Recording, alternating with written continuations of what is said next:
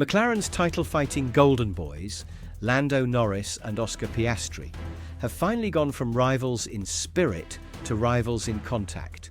And when teammates become rivals, how long before the team that built them both starts to break itself?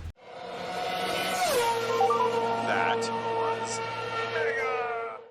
At Singapore, McLaren's dream duo, Lando Norris and Oscar Piastri, finally collided for real. And what should have been a celebration of their dominance has turned into a slow-motion implosion.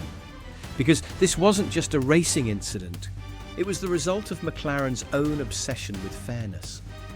And that obsession might just cost them everything. The collision heard around the world. It happened in a heartbeat. Turn 1, lap 1 of the Singapore Grand Prix. Two papaya-coloured cars, side by side. Lando Norris, fighting to stay in the title hunt.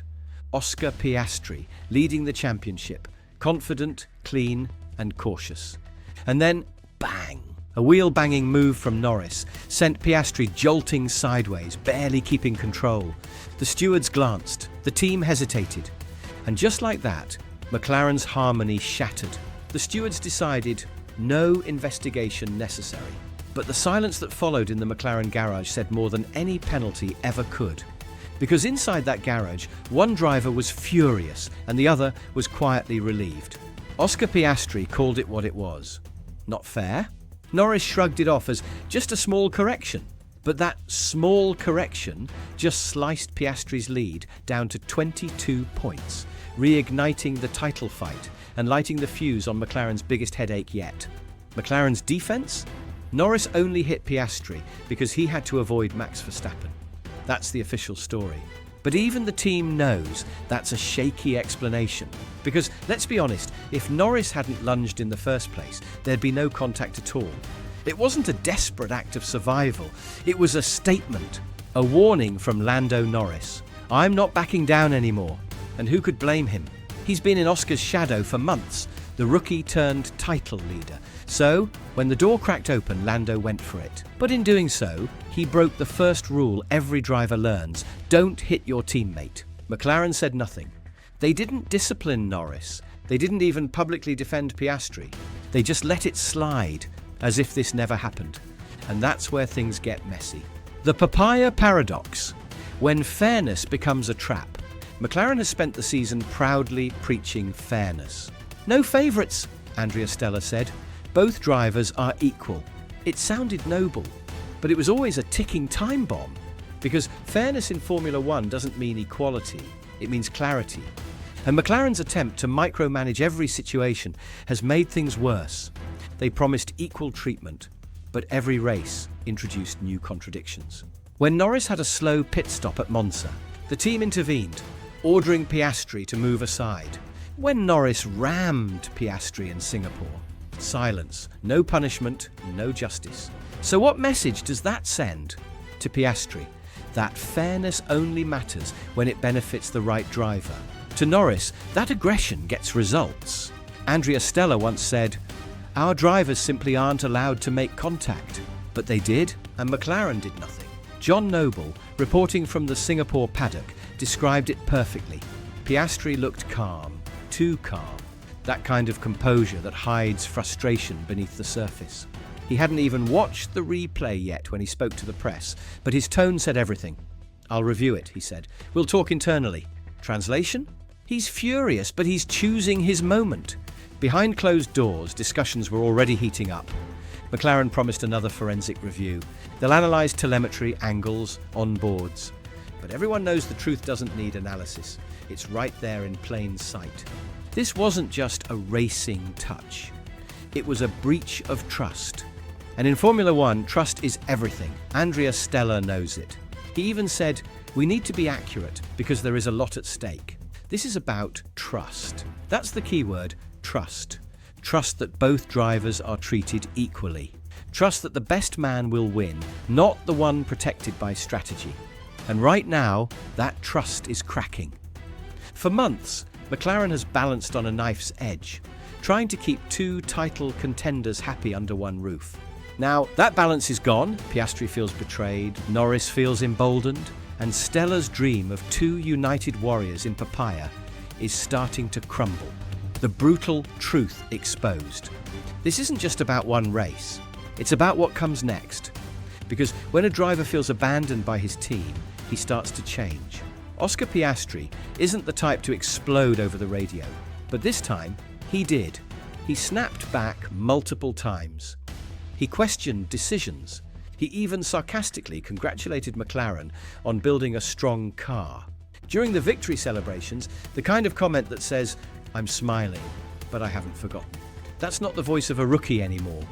That's the voice of a champion in the making, and a man who won't be walked over again. And if McLaren isn't careful, Piastri might stop listening altogether. Because here's the danger. If he feels the papaya rules only apply selectively, why should he obey them at all? Imagine the next race. Both cars side by side again.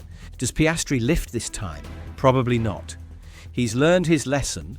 McLaren won't protect him, so he'll protect himself. And when two cars on equal machinery, equal pace and equal ego meet in the same corner again, it won't be wheel to wheel. It'll be carbon fibre everywhere. McLaren's mechanics might want to keep extra front wings ready. Because this story is far from over. Why McLaren can't win this battle? The irony? McLaren created this mess by trying too hard to avoid favouritism. In Formula One, even equality has to be managed strategically. Ferrari, Red Bull, Mercedes, they've all faced this before. There's always a moment where a team has to pick a side. But McLaren kept insisting, no, we'll stay neutral. And neutrality only works until contact happens. Now, whichever way they lean, they'll be accused of bias. If they back Norris, Piastri's camp will cry foul. If they punish Norris, they risk splitting the garage. It's the ultimate lose-lose scenario. And Andrea Stella knows it. His calm diplomacy hides real panic. He's trying to keep the peace, while both his drivers quietly prepare for war. The lessons they refuse to learn. This isn't the first warning sign. Back in Canada, Norris clumsily drove into the back of Piastri, ending his own race. In Monza, team orders left Oscar frustrated but silent. And now in Singapore, the silence has turned into open tension. How many near misses does a team need before it realises this isn't just bad luck, it's bad management? Formula One history is full of rival teammates. Senna and Prost at McLaren, Hamilton and Rosberg at Mercedes. Each time the team told themselves, we can control it. Each time it ended in fireworks. McLaren is heading down that same path. The question is, how many sparks are left before the explosion? Turning the corner. The championship is still alive. For now. Piastri leads. Norris is closing in. Verstappen lurks, waiting to pounce on whatever chaos McLaren creates for itself. The constructor's title might be in the bag, but the driver's crown, that's where the war lies. Behind every polite handshake, every good job mate on the radio, there's tension building. And when it bursts, it'll make Baku, Monza and Singapore look like warm-ups. McLaren can still fix this, but only if they stop pretending both drivers will stay friends until Abu Dhabi.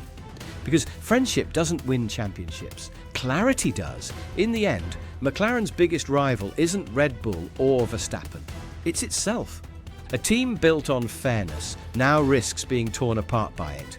And as both drivers push harder, the line between teamwork and rivalry fades a little more every lap. Lando Norris and Oscar Piastri are both phenomenal talents, but when the dust settles, only one will stand at the top, and the other will remember that the team who promised fairness was the first to let him down. So, what do you think? Was McLaren right to let them race? Or should Norris have been punished? Let me know your thoughts below. And if you love deep dives into Formula One drama and untold paddock stories, hit that like button, subscribe, and ring the bell icon so you don't miss the next chapter of this unbelievable title fight. Because, trust me, this story isn't over.